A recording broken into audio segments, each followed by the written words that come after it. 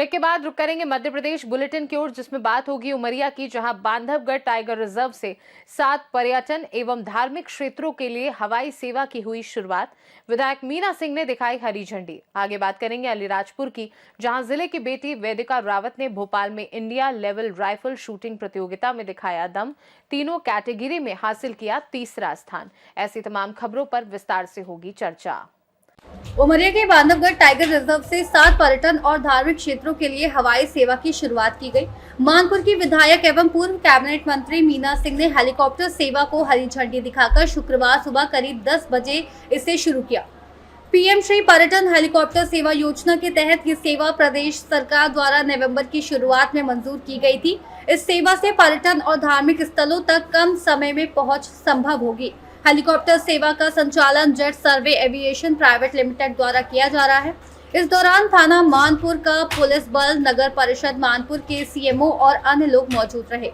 पर्यटन विभाग के द्वारा आज यहाँ पर एयर टैक्सी का शुभारंभ हुआ है गुरवाही ताला हेलीपैड से।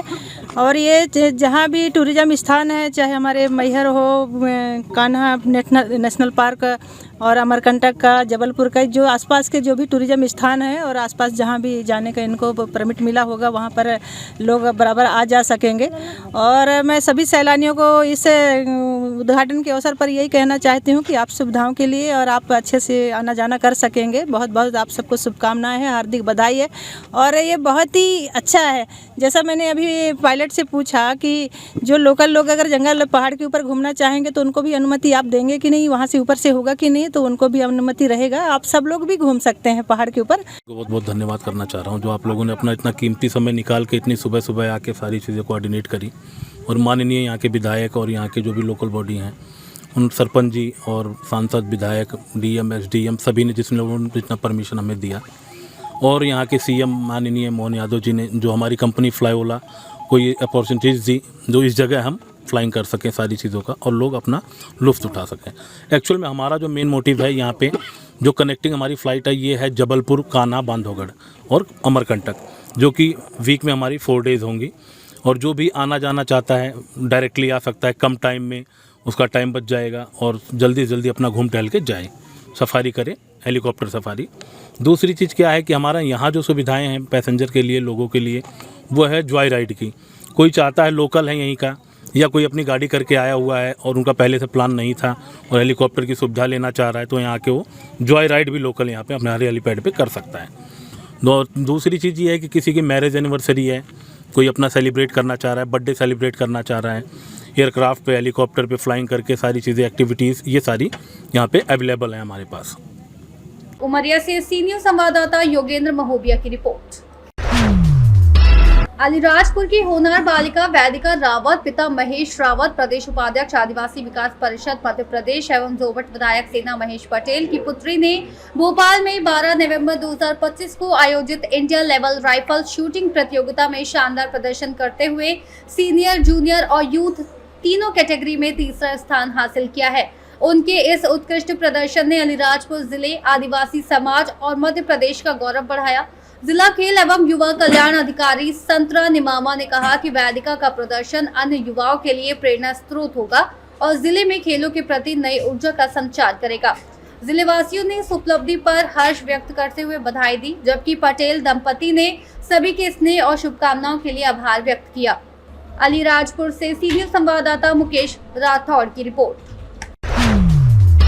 अलीराजपुर जिले के जोबट में कलेक्टर के निर्देश पर आबकारी विभाग ने बड़ी कार्रवाई करते हुए एवरफ्रेश की दुकान से 1,65,000 रुपए मूल्य की अवैध शराब जब्त की।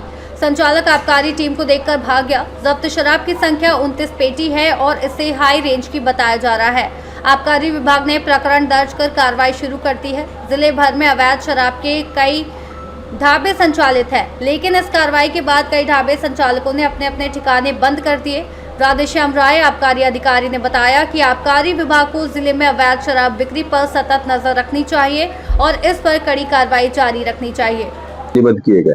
उसके बाद दल द्वारा जो है जोबट सिटी में राठौर एक एवर फ्रेश एक होटल था, बड़ा होटल था, वहां दबिश दी, जिसका मालिक लाला राठौर थे, जो आबकारी बल को देख के मौके से फरार हो गए।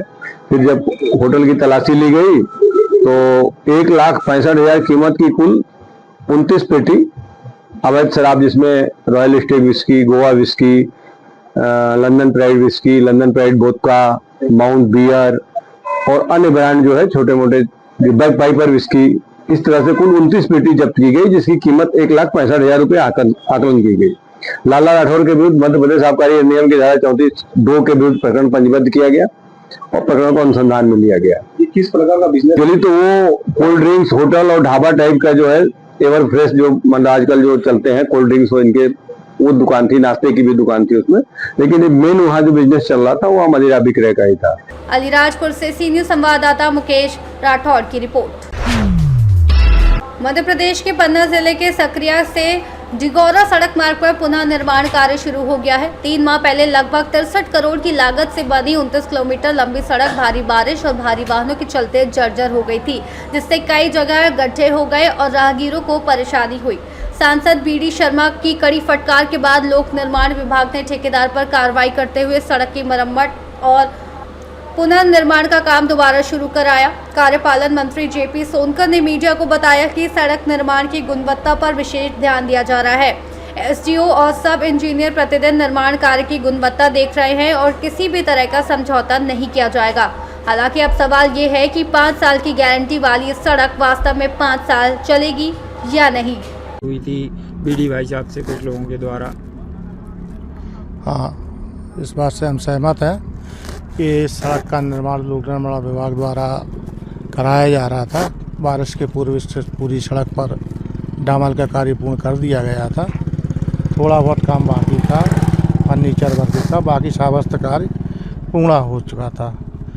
कोई तकनीकी कारण माने या कहीं ना कहीं चूक हमारी 2 या 4 किलोमीटर में हुई थी, जिसकी वजह से रोड ख़राब हुआ।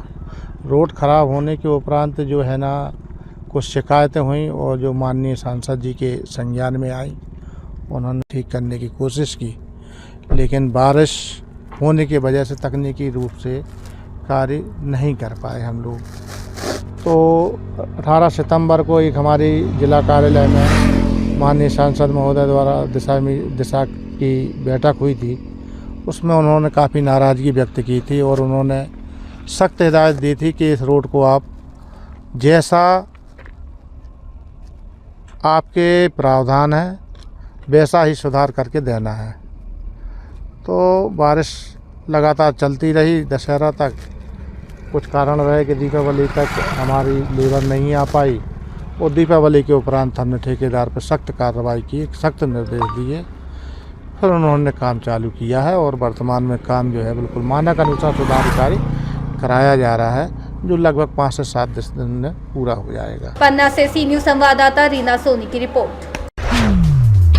सतना के कोठी थाना क्षेत्र के मदनी खमा गांव के निवासी विनोद दोहरा ने बताया कि 1 नवंबर 2025 को रात 7:30 बजे पैदल अपने गांव जा रहे थे, तभी खमहा मोड़ के पास तेज रफ्तार ट्रैक्टर ने उन्हें ठोकर मार दी। इस हादसे में उनका बायां पैर और दायां हाथ गंभीर रूप से घायल हो गया। ट्रैक्टर का मालिक जयभान सिंह निवासी मदनी है। विनोद को प्राथमिक उपचार के लिए कोठी सामुदायिक केंद्र और बाद में अमृता नर्सिंग होम ले जाया गया, जहां एक्सरे में पैर और हाथ में फ्रैक्चर पाया गया। ट्रैक्टर मालिक ने इलाज करवाने का वादा किया था, लेकिन अब तक पूरा इलाज नहीं हुआ। जब विनोद ने 10 तारीख को इलाज के लिए दस्तावेज मांगे तो नर्सिंग होम ने बताया कि ट्रैक्टर मालिक ने अपने पास ले लिए हैं। विनोद ने इस संबंध में सतना पुलिस अधीक्षक से शिकायत की, लेकिन थाना कोठी रिपोर्ट नहीं लिख रही है। कहाँ से हैं आप? हाँ, तो विनोद दोहरा नाम है। आप एसपी ऑफिस आए हैं, क्या मामला है? मेरा एक्सीडेंट हो गया ट्रैक्टर से, तो मैं कोठी थाना गया था। कब एक्सीडेंट हुआ है? 1 तारीख को। कहे से हुआ है? ट्रैक्टर से रंग दिया। किसका ट्रैक्टर था?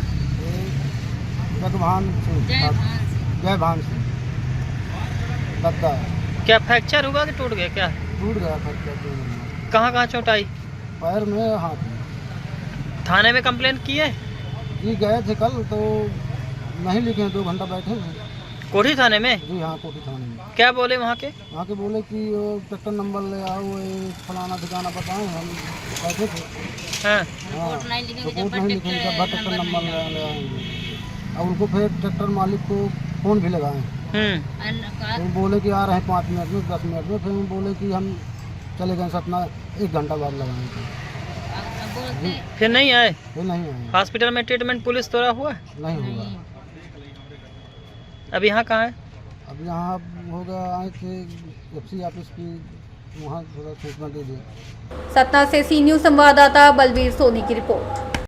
मध्य प्रदेश बुलेटिन में फिलहाल के लिए इतना ही। बने रहिए सी न्यूज भारत के साथ। हर खबर आपके साथ, आपके हाथ।